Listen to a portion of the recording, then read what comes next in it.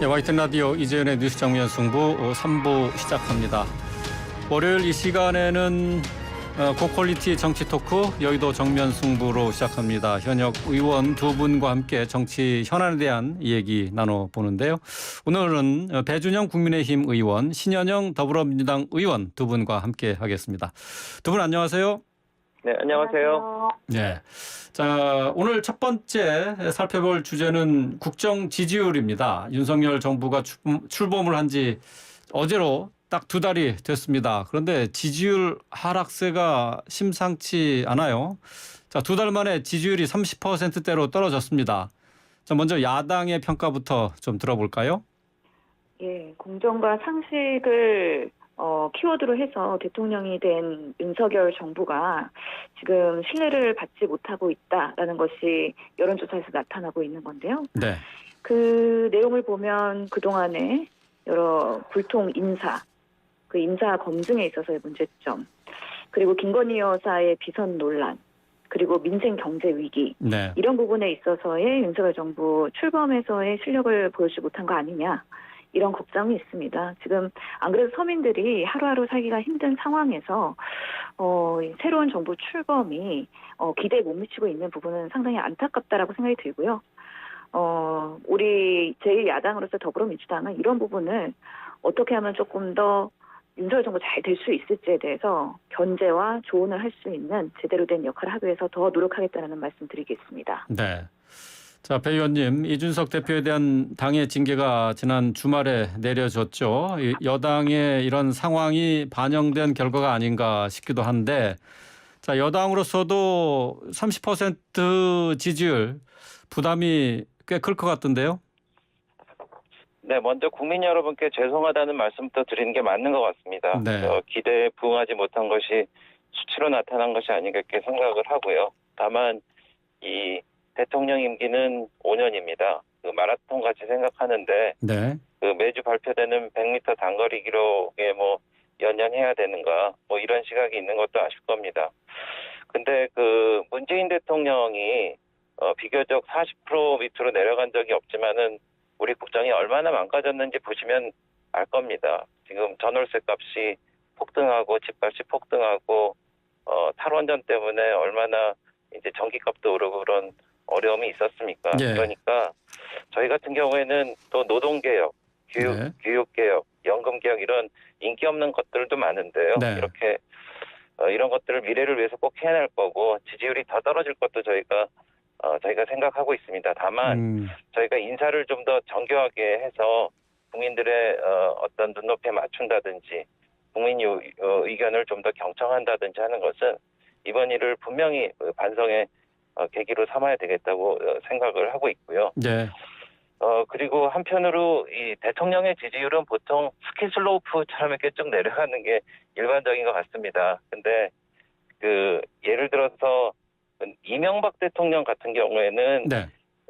그 임기 초에 광우병 뭐 촛불 집회 때처럼 내려앉았는데 원전 수출 뭐 한미 한유 FTA 뭐 글로벌 금융 위기를 저희가 선방해서 막고 뭐 이런 것 때문에 다시 올라가는 게 약간 방패형이었거든요. 네. 그래서 저희는 그런 방패형을 넘어서 이제 좀 이렇게 등산형으로 좀 올라가면 좋지 않겠는가 그런 희망을 말씀드리고 그렇게 네. 하기 위해서 노력하겠습니다. 예, 등산형. 그러니까 앞으로 계속해서 상승세가 유지됐으면 좋겠다 하는 건데, 근데 뭐 지금보다 더 떨어질 수 있다라고도 말씀을 하셨어요. 앞으로 뭐 인기 없는 정책을 추진할 수밖에 없기 때문에 그렇다 그런 말씀이시죠? 네, 그렇습니다. 네. 그래서 사실 노무현 대통령 같은 경우에도 한미 FTA라든지 이 이라크 파병 같이 굉장히 인기 없는 정책을 해서 아마 지지율에는 많이 손해를 봤을 겁니다. 그럼에도 불구하고 그게 훌륭한 정책이라고 나중에 역사에서 평가받지 않습니까? 그래서 근데 어쨌든 그런 거를 좀 감안해 달라는 말씀을 드리는 국정 거죠. 지지율이 떨어지면은 이 인기 없는 정책의 이 정책 추진력에도 문제가 있는 것 아닙니까? 이게 어쨌든 국정 지지율도 관리가 돼야 되고 국민으로부터 지지를 받아야 되는 것 아니겠어요? 네, 분명히 그런 거는 제가 동감을 하고요. 근데 이제 다만 그 이 대목에서 그 민주당의 협조를 말씀 안 드릴 수가 없는데 저희가 이제 대통령의 공약을 실천하고 민생을 위하려면은 사실 국회가 그것을 뒷받침하는 법률이라든지 예산이라든지 이런 걸 해야 되는데 민주당에서 지금 안 도와주기 때문에 그걸 못 하고 있기 때문에 예. 그래서 아까 제가 잠깐 이명박 대통령 때 상황을 말씀드렸지만은 그때는 저희가 여당이었는데 네.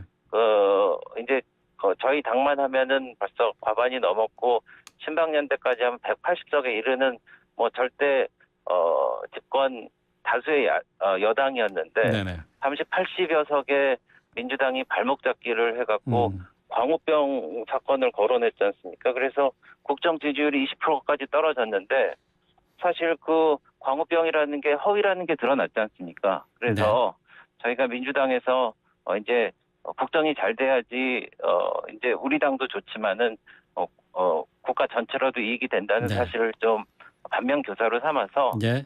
좀 국회에서 좀 다수당으로서 협조를 해달라는 말씀을 예. 제가 안 드릴 예. 수가 없습니다. 알겠습니다. 배 의원님이 이제 민주당의 협조가 없었다는 부분을 지적해 주셨는데, 근데 여야의 지지도 순위에도 변화가 있었습니다. 더불어민주당이 5차 범위 내이긴 하지만은 국민의힘을 앞섰어요.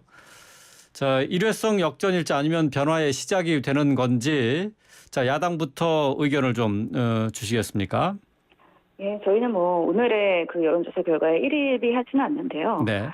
우선은 그 국민의힘과 윤석열 대통령 정부가 지금 왜 지지율이 떨어지는 데에 대한 원인 분석과 접근이 잘못된 것 같습니다.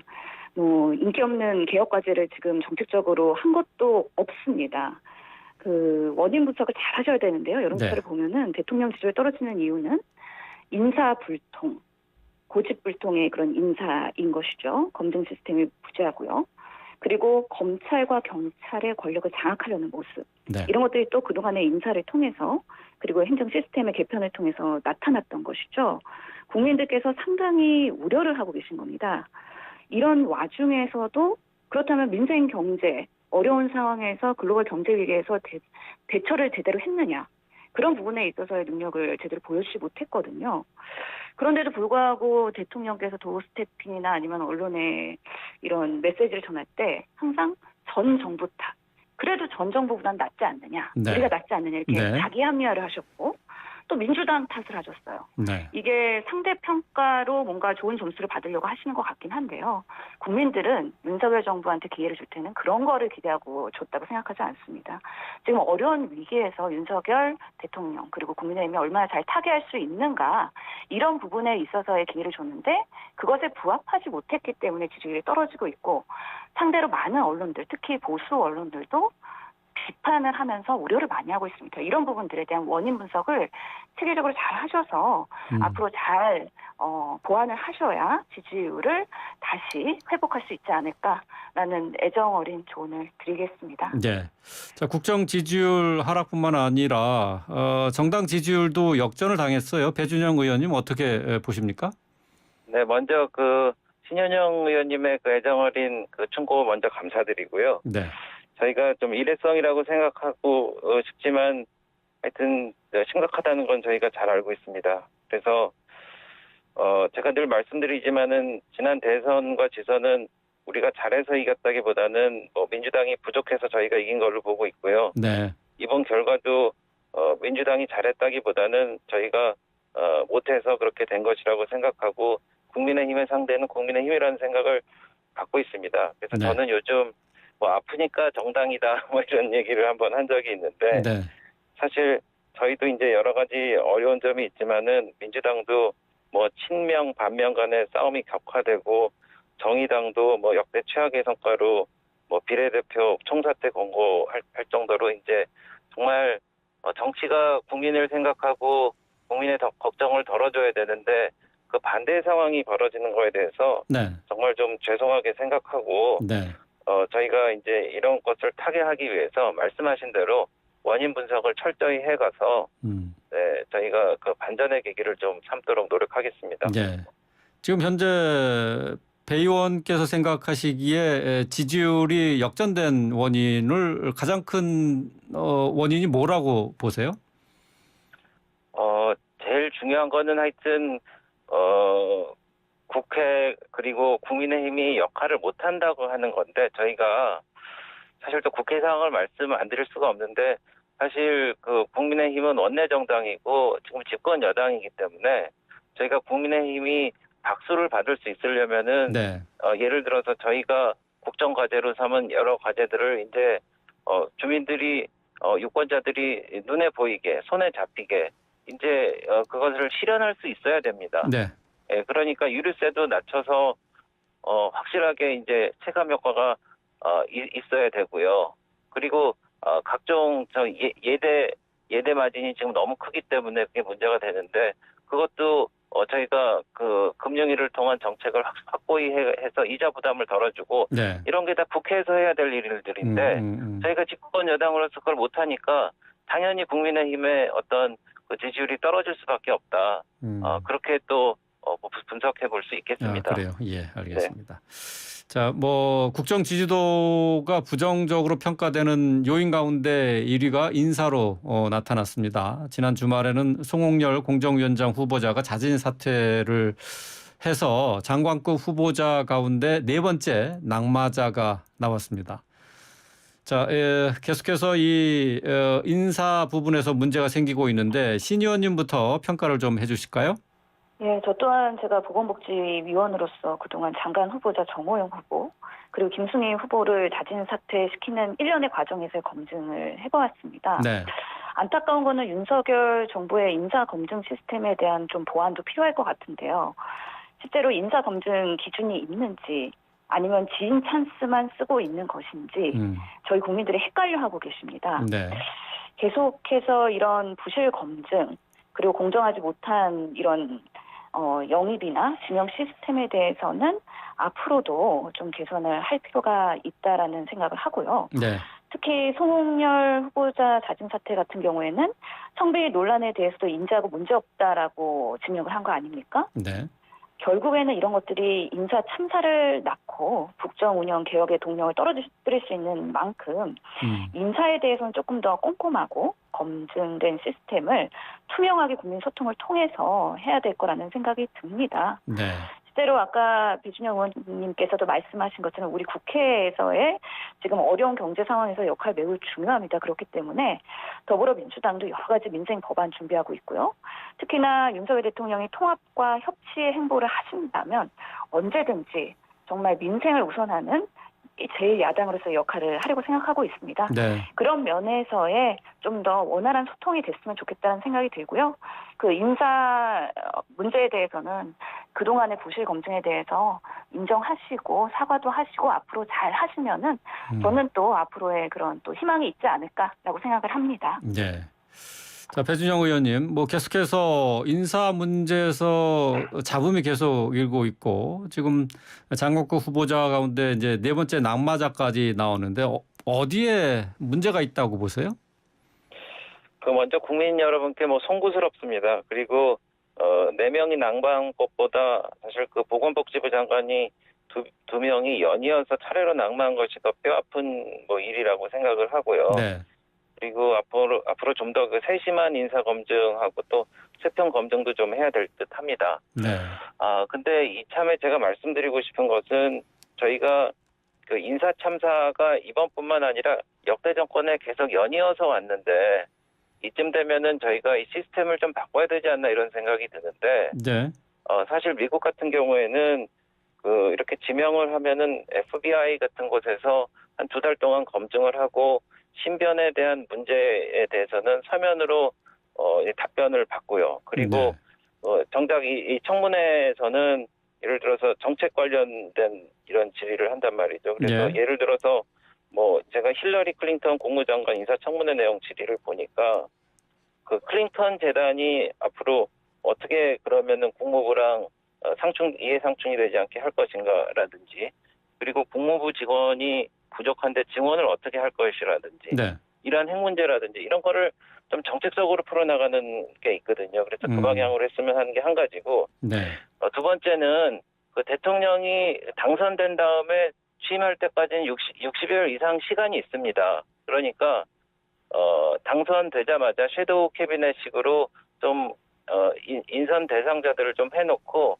그 기간 중에 인사검증이라든지 이런 거를 해갖고 이제 대통령 취임식과 함께 뭐 이렇게 좀 같이 시작하는 그런 것을 제도적으로 좀 보완해서 만들면 어떨까 그런 말씀도 좀 곁들여서 드립니다. 네, 인사검증 시스템을 바꿔야 된다. 그럼 뭐 결국 인사청문회 자체도 문제가 있다는 거고 새로운 정부의 출범에 따른 준비도 좀 미흡했다.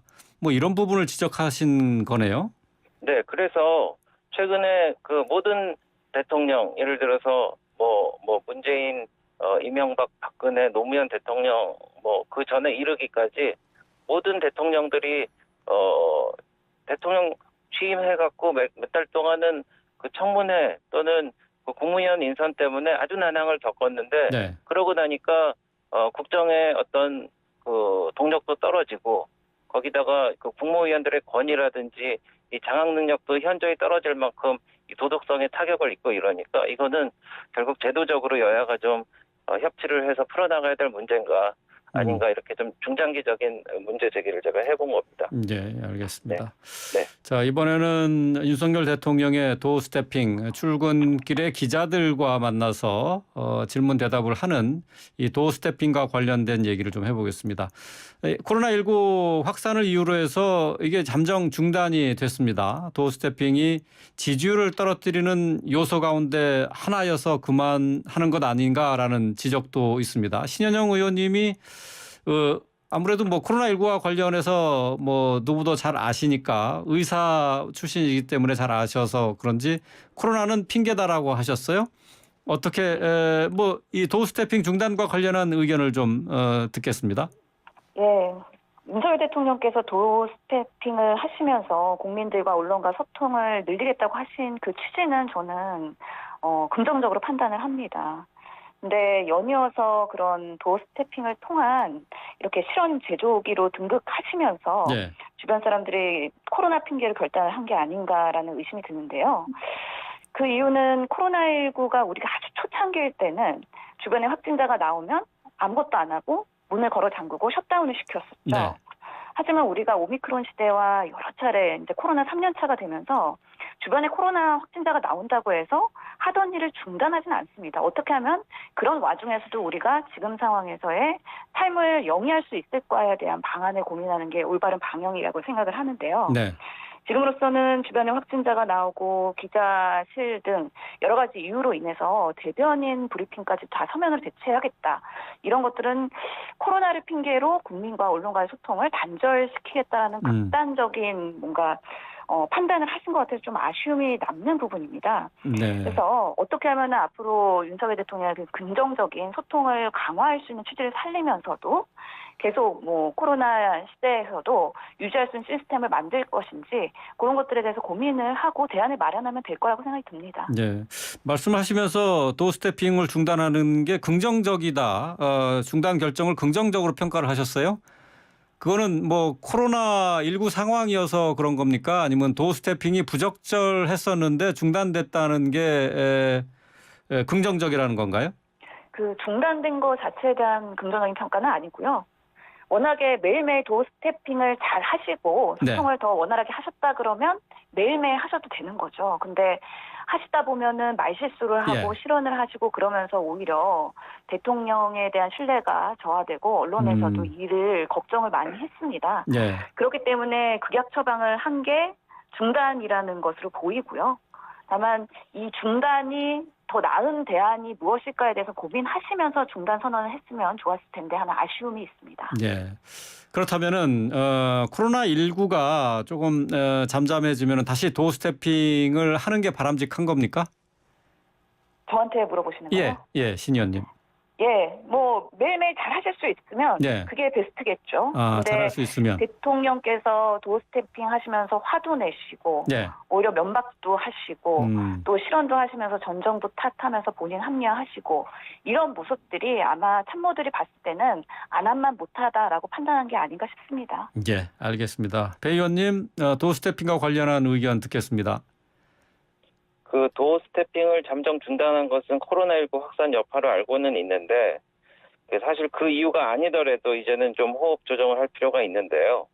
그 대통령 말씀 하나하나가 국정에 미치는 영향이 심대하지 않습니까? 그래서 정책이나 방침이 충분히 논의되고 정리된 다음에 나가는 것이 국정에 도움이 될 거라는 판단을 한 것이라고 생각을 하는데요. 네. 근데 한편은 민주당이 뭐 도어스태핑에 대해서 이런저런 비판의 말씀을 하시는데 사실 언론의 소통에 관련해서는 윤석열 대통령이 정말 많이 노력하고 민주당에 비해서 정권에 대해서 앞서갔습니다. 예전에 문재인 대통령이 수시로 소통하겠다고 하셨는데 임기 동안 기자회견 8번, 국민에 대화 2번을 하셨는데 네. 우리 윤석열 대통령은 도어 스태핑만 벌써 24번을 넘게 하신 걸로 제가 알고 있거든요. 그러니까 그렇게 저희가 이제 언론을 튀고 자연스럽게 만나는 거에 대해서 이제 저희가 이제 좀 이게 연습이 좀 덜 되고 네. 좀 준비가 덜 됐다는 점 때문에 그렇게 말씀하실 수는 있는데 네.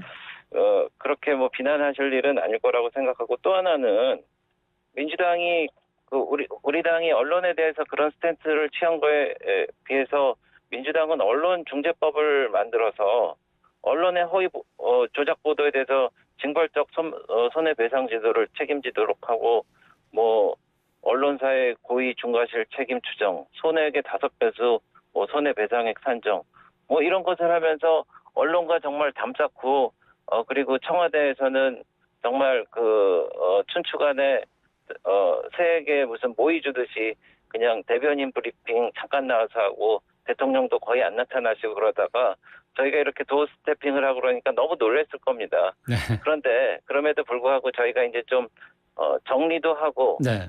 정선된 워딩으로 네. 국민께 소통을 더욱 넓혀가겠다. 음. 뭐 이런 말씀을 좀 드리겠습니다. 당 내에서는 윤 대통령의 도어 스태핑에 대해서 어떻게 평가를 하고 있나요? 뭐 좀 도어 스태핑이 또 다른 무리를 일으키거나 뭐 또 네. 다른 뉴스거리가 되는 데에 대한 우려 같은 건 없었습니까? 그래서 이제 모든 언론이나 국민들이 사실 주목하는 거는 대통령께서 어떤 말씀을 하시느냐 그게 사실 정책적인 파급 효과가 제일 크기 때문에 그렇지 않습니까? 네. 그래서 다른 국무총리라든지 국무위원들이 하시는 말씀에도 좀 국민들께서 주목을 하고 거기에 하셔야 될 텐데 네. 그런 게 조금 가려지지 않나 하는 우려의 이야기도 좀 나온 것도 사실인데 네. 사실 솔직 담백하고 프리하게 말씀하시는 대통령의 스타일 때문에 사실 대통령이 되셨기 때문에 다만 그거는 존중하던데 이 메시지가 네. 사실 좀 내부적으로 좀 정리가 되고 네. 그리고 정선된 메시지가 나가면은 좀 더 이런 면이 좀 좋게 부각될 수 있겠다 이런 생각을 해서 저희가 좀 호흡 조정을 하는 걸로도 좀 이해해 주시면 감사하겠습니다. 예, 그렇군요. 메시지가 정리될 필요는 있었다라는 뭐 지적도 당 내에서는 제기가 됐었군요. 네, 예, 그렇습니다. 알겠습니다.